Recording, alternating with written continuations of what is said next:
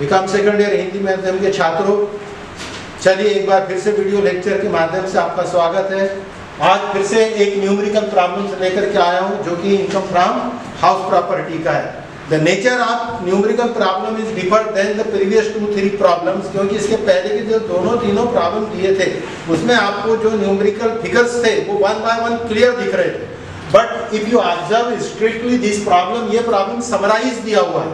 कई बार income tax के अंदर में प्रॉब्लम यदि अरेंज करके 1 बाय 1 आया तो सॉल्यूशंस को आसानी जाती है, लेकिन यदि न्यूमेरिकल प्रॉब्लम समराइज करके दिया तो हमको पहले उसको रीड करना होता है, और रीड करने के बाद में which are the contents in the summary, उसको पूरा एब्सॉर्ब करने के बाद में न्यूमेरिकल प्रॉब्लम के सॉल्यूशन पे जाना पड़ता है, तब जाकर के प्रॉब्लम ओके होता है।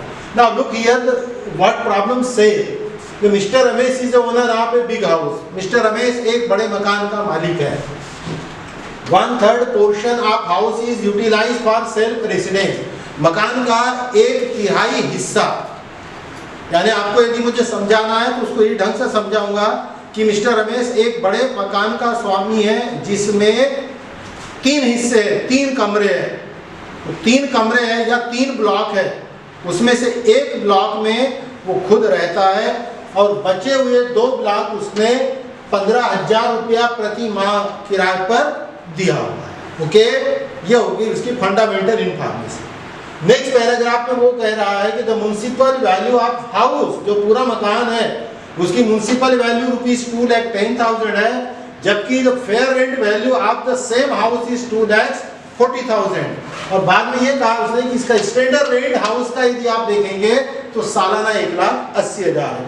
मतलब यहाँ पर municipal value is available, fair rent value is available, standard rent is also given, and moreover because the 2/3 portion of house is utilized for rental purpose, therefore the actual rent received is also a part of numerical problem. In the next paragraph, the instruction says that Mr. Ramesh paid the municipal tax 10% of house. मकान पे वो 10% income tax municipal tax पे करता है। Moreover, he also paid the interest of ₹90,000. इसके अलावा वो 90,000 रुपए का ब्याज भी दे रहा है। काय पर? लोन पर। काय के लिए लिया? Taken for construction of this house. इस मकान को बनाने के लिए उसने जो लोन दिया है उस पर 90,000 का ब्याज दे रहा है। और इन सब को देखते हुए वो आपसे रिक्वेस्ट कर रहा है कि compute is income from house property. Now solution with star. Look here, heading, without heading no problem, no solution. Computation of income from house property of Mr. Ramesh for the assessment year 2020-21. Though the house is one, but it are being utilized for both purpose, two purpose, and therefore this is the statement particulars, and we divided the whole house in 2 parts. 1/3 house self residence, 2/3 house later. It is indicator the house is one, but 1/3 portion of house is being utilized for self residence and other is for later. And therefore आपको एक याद होगा कि 2-3 video पहले एक गणित मैंने दिया था जिसमें 50% सेल्फ रेसिडेंस था, 50% लेट आउट था। आज उसको तोड़कर 1/3 और 2/3 पर मैं लेके आया हूँ ताकि आपको न्यूमेरिकल प्रॉब्लम को सॉल्व करने की practice. Okay, I hope you must be ready to understood this solution, so please be continue, observe video. We will start from municipal value.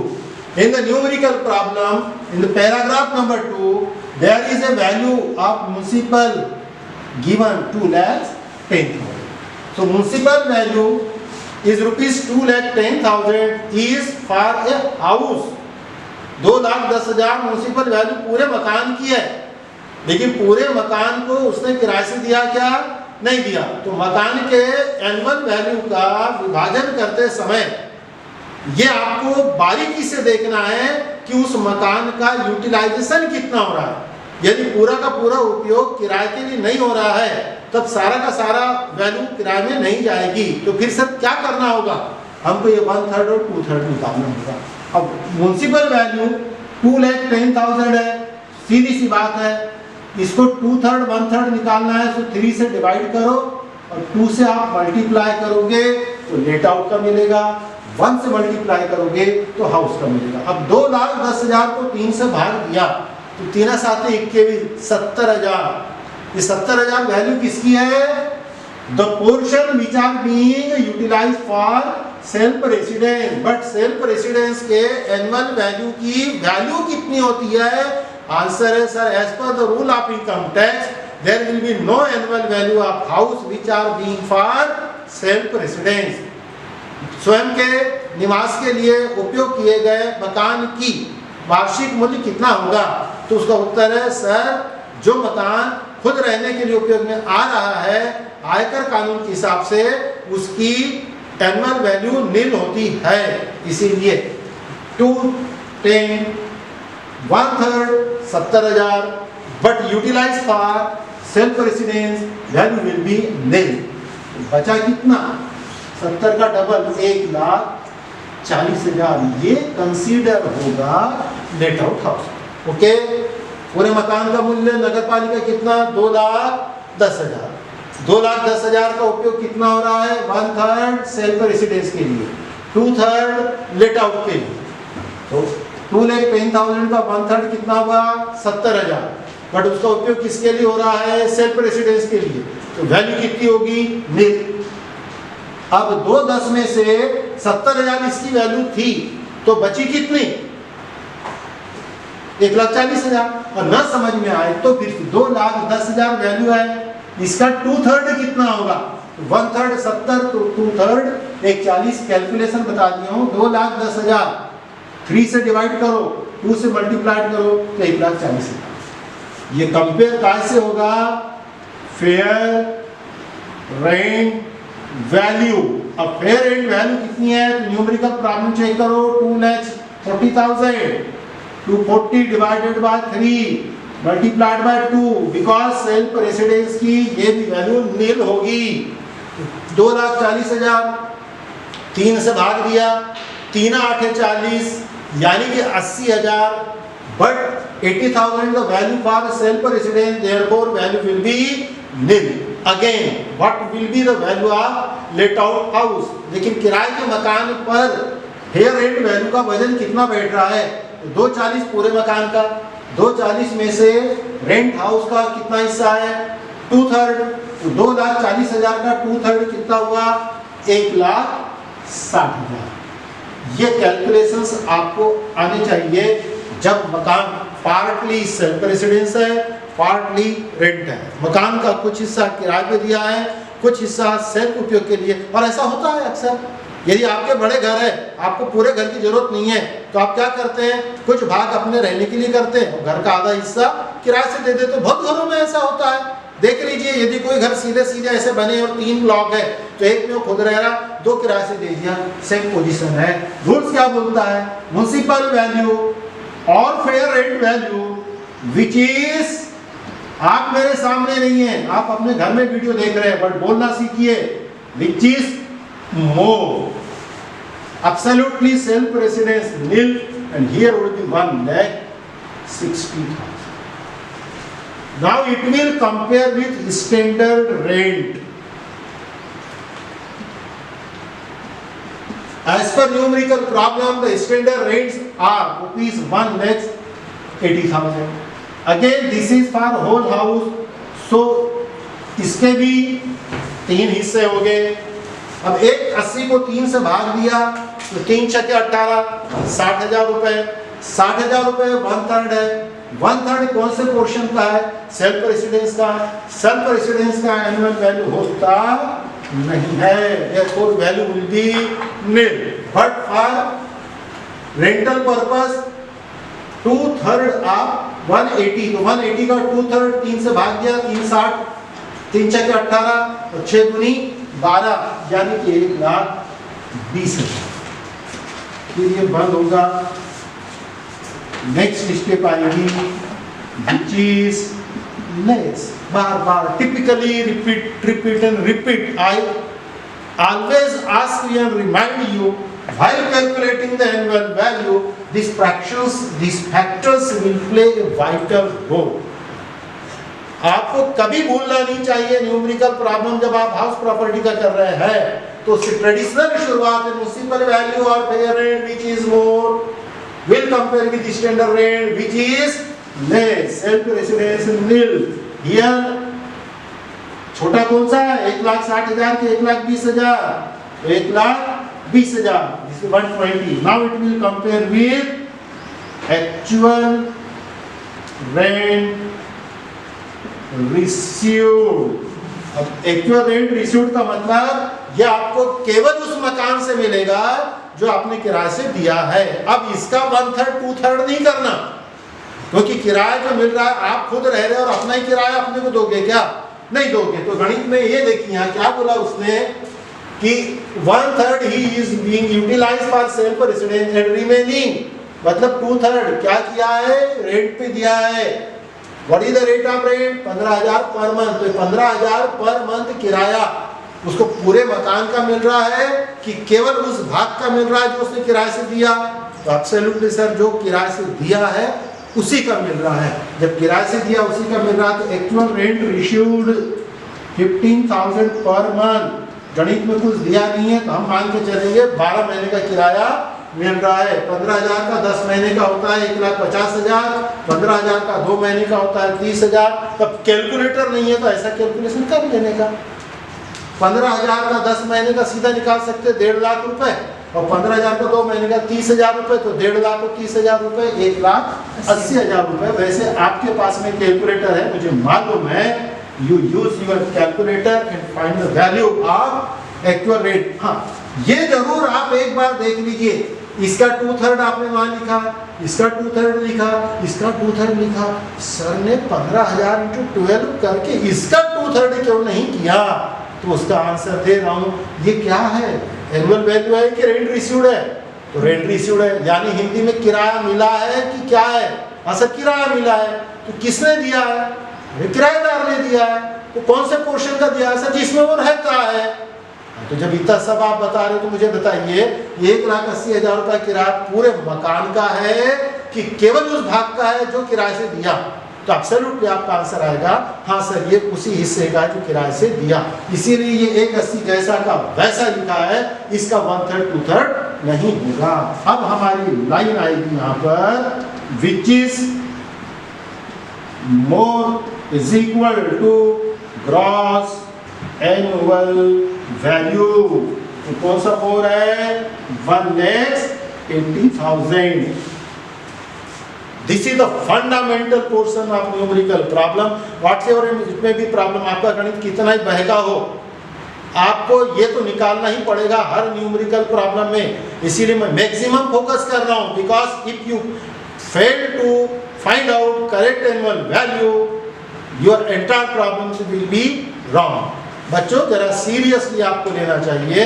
यदि आपका वार्षिक मूल्य गलत निकल जाता है तो आप एक कल्पना भी मत करो कि आपका गणित 1 मार्क का भी सही होगा पूरे जी।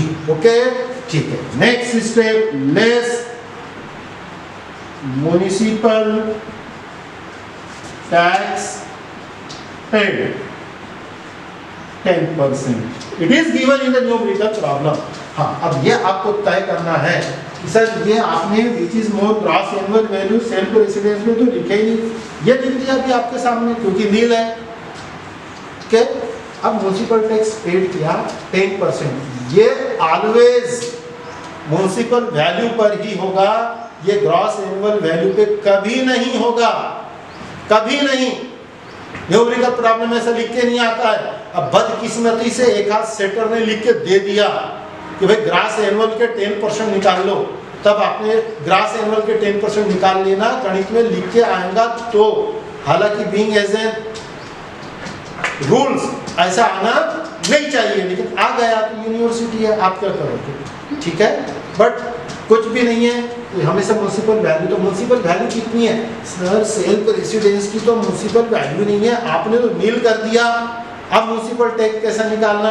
तो आपको बता दूं, आज फिर से रिपीट कर रहा हूं, सेल्फ रेसिडेंस हाउस में इंटरेस्ट ऑन लोन को छोड़कर बाकी कुछ भी आता ही नहीं है, बात ही खत्म हो गई। अब ज्यादा नहीं समझाऊंगा, सेल्फ रेसिडेंस याद रहेगा। सिर्फ interest on loan taken for construction will be consider in the self residential house, otherwise no item will be there in any circumstances. सारी दुनिया इधर के उधर हो जाए, लेकिन ब्याज के अलावा सेल्फ रेसिडेंस के हाउस के कॉलम में कभी भी कुछ भी लिखना नहीं। तो सर ठीक है, लेट आउट में बता दो कितना, तो बताना क्या है सर, गणित पढ़ना है क्या? पढ़ना है तो पढ़ो, नहीं पढ़ना और अपने अच्छे से छुड़ाया तो देखो municipal value let out house की यहाँ कितनी दिख रही, 1,40,000। सर न्यूमेरिकल प्रॉब्लम में तो 2,10,000 है। अरे 2,10,000 पूरे मकान की है, पूरे मकान का 1/3 काहे काम में आ रहा है सेल्फ रेसिडेंस में। तो किराए से कितना दिया, 2/3। तो जब आपने जितना भाग किराए से दिया है नगर पालिका का टैक्स भी उतना ही होगा। अब वैसे भी आपको समझना है तो 2,10,000 उसकी वैल्यू है, तो 2,10,000 के 10% कितना हो गया, 21,000। 21,000 नगर पालिका टैक्स कितने मकान का है, तो पूरे मकान का है। किराया कितना दिया है, 2/3। 21,000 का 2/3 निकालो भला, तो फिर आप 21,000 को 3 से भाग दो तो 3 7 21 7,000 आया, मल्टीप्लाइड बाय 2 से करो 14,000 आया ना 14,000। आसान तरीका बता रहा हूँ ना। ये वैल्यू कितनी है, 1,40,000। नगर पालिका टैक्स कितना, 10%। किसके, वैल्यू के। वैल्यू कितनी, 140, 10% 14,000।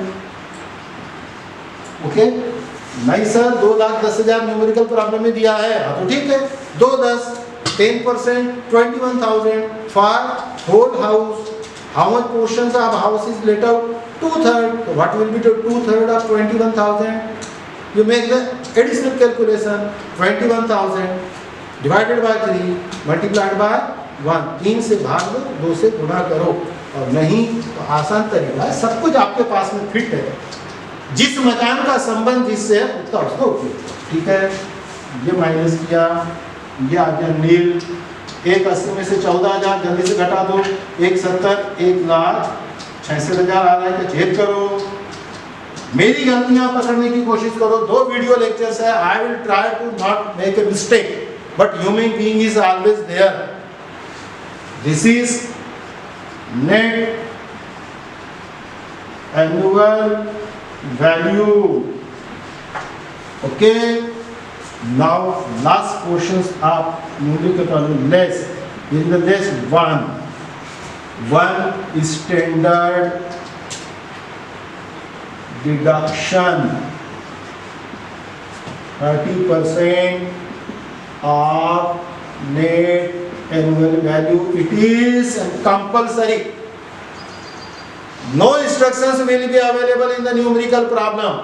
यदि न्यूमेरिकल प्रॉब्लम में इंस्ट्रक्शंस अवेलेबल रहती तो भी, नहीं है तो भी, ये आपको 30% ऑफ एनुअल वैल्यू के घटाना ही घटाना है विदाउट फेल। अब इसका एनुअल वैल्यू सेल्फ रेसिडेंस का तो नील आएगा, अभी थोड़ी देर पहले मैंने बताया है, ब्याज के अलावा वहाँ कुछ नहीं लिखना है। But now we will minus 30% of 1,66,000। निकालिए जरा, 16,000 का 30%, 16 दूनी 32, 16 दिया 48 हो गया, और 6 दिया 1800 हो गए। तो मेरे हिसाब से 49,800 आने चाहिए। आप अपना कैलकुलेटर तैयार रखिए। 49,800 is 30% of net annual value. इसके 30% कंपलसरी माइनस करना। और दूसरी चीज यहाँ पर जो माइनस होगी, यह है interest on loan taken for construction of house. हाँ यहाँ देखिए, अब ये इसने 90,000 का पे किया है। ये 90,000 का जो ब्याज पे किया है, look here, he also paid the interest of ₹90,000 on loan taken for, काय के लिए, लड़की की शादी के लिए लिया क्या, लड़के की शादी के लिए लिया क्या, अपनी शादी के लिए लिया क्या, किसी की बर्थडे पार्टी के लिए लिया क्या? यदि लिया होगा तो ये ब्याज यहाँ पर माइनस नहीं होगा। मेरे बोलने का मतलब मजाक करना नहीं है, आपको समझाना है कि हर इंटरेस्ट माइनस कर रहे हैं। वो बोलेगा उसने लोगों से, साहूकार से कर्जा लिया काय के लिए, कार खरीदने के लिए, और ब्याज दे रहा, तो भी माइनस करोगे ना? नो, यहाँ पर वही ब्याज माइनस होगा जो मकान की मरम्मत या कंस्ट्रक्शन के लिए लिया है, ओनली। कई बार गणित में आपको ऐसा लिख के आएगा कि ही borrowed the loan on mortgage of house for the marriage of daughter, यानी हमको इंग्लिश तो पढ़ते आती नहीं है बरोबर, सर उसमें हाउस लिखा था। अरे भाई, उसका इंग्लिश का हिंदीकरण करोगे तो ऐसा होता है, लड़की की शादी के लिए मकान को गिरवी रखकर कर्जा लिया, मकान को गिरवी रख के, मकान को गहान रख के, मकान को हाइपोथेटिक रख के जो कर्जा लेगा उसका भी ब्याज यहाँ माइनस करना नहीं है। याद रखो, मकान को बनाने के लिए कर्जा लिया है तो ब्याज माइनस होगा, मकान को सुधारने के लिए कर्जा लिया है तो ब्याज माइनस होगा, मकान की डाग डूगी रिपेयर के लिए कर्जा लिया है तो ब्याज माइनस होगा। ब्याज ब्याज, ओनली इंटरेस्ट, कर्जा भी नहीं। ठीक है, अब ये देखिए 90,000 पूरे मकान का है, मकान का 1/3 सेल्फ यूटिलाइज हो रहा है और 2/3 किराए के लिए जा रहा है, तो 90,000 का 1/3 सेल्फ रेसिडेंस में जाएगा, 90,000 का 2/3 लेट आउट में जाएगा।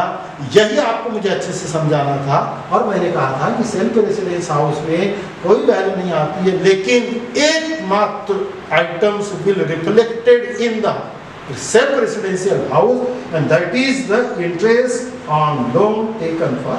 90,000 का 3 भाग करो, 3 × 9 आ रहा है सीधा, ये 30,000 आएगा यहाँ पर और 60,000 आएगा यहाँ पर। माइनस है, माइनस है, अब माइनस है तो देखो ये जो निकल के आएगी ये होगी आपकी इनकम फ्रॉम हाउस प्रॉपर्टी। अब इनकम कितनी, तो देखो पहले मकान से विद्यार्थियों सर पटक पटक के बता रहा हूं, इनकम नहीं है। सेल्फ रेसिडेंशियल हाउस से इनकम होती ही नहीं है, क्योंकि उसका कोई एनुअल वैल्यू नहीं होता है। यदि कुछ होना ही है तो सेल्फ रेसिडेंस से हानि होती है, लॉस होता है। सर आपने तो यहाँ पर इनकम फ्रॉम हाउस प्रॉपर्टी लिखा, अब लिखा, आप भी लिखो, लेकिन इसको मैंने माइनस में लिखा। माइनस का मतलब सेल्फ रेसिडेंशियल हाउस से इनकम नहीं, नुकसान है, क्योंकि ये 30,000 रुपए उसको मिला नहीं है, उसने दिया है ब्याज के रूप में। अब इधर कितना आ रहा है, तो इधर कितना आ रहा है, तो उसके लिए देखो ये 1,66,000 की इनकम है, इसमें से हमको माइनस करनी है ये दोनों, तो ये हो रही है कुल 1,09,800। 1,09,800 चेक करो, बरोबर है। 800 आ गया, 9 आ गया, 6 4 10 आ गया, तो घटेंगे तो कितने बचेंगे? 10 में से 8 गए 2, 15, 15 में से 9 गए, 9 6 15, 5, I think so 56,200, it will be correct. आज मेरे वीडियो रूम के अंदर में कोई विद्यार्थी नहीं है, इसीलिए आप चेक करो कि ये सही है या नहीं है। जब तक मैं कैलकुलेशन करता हूँ, 56,200 बच गया, 56,200। देखिए यहाँ पर no income, therefore interest paid किया, ये माइनस में आंसर आया। यहाँ पर 166,000 इज द इनकम। दो चीज माइनस हुई है, स्टैंडर्ड डिडक्शन भी और इंटरेस्ट ऑन लोन, तो ये आया 56,200। इसका मतलब है इसको किराए के मकान से इनकम कितनी हुई? 56,200। और सेल्फ रेसिडेंस से नुकसान कितना हुआ? 30,000 रुपए। तो टेक्निकली तो आपने यहाँ पर लिखा है इनकम फ्रॉम हाउस प्रॉपर्टी, इसको माइनस लिखा है, ये खुला हुआ है, आंसर रॉन्ग नहीं है। लेकिन फिर भी being as a good income tax student आपको ये बताना ही होता है कि उसकी net income from house property कितनी है। और इस वीडियो में भी मुझे व्हाइट बोर्ड छोटा पड़ गया, तो अब आप इसके नीचे लिखेंगे net income from house property is equal to, अब ये दो भाग करने की जरूरत नहीं है, 56,200 में से 30,000 घटा दो, तो मेरे हिसाब से निकल गया 26,200। This is the income from house property. पहले मकान से 56,200, सॉरी पहले पोर्शन से 30,000 का नुकसान, और 56,200 की इनकम, तो 56,200 में से नुकसान घटा तो ऊपर का बचा 26,200। ये है income from house property. This is the nature of income from house property. अब इसके बाद के वीडियो में बच्चों गणित जरा ऊंचे लेवल का दूंगा, ठीक है। Thank you.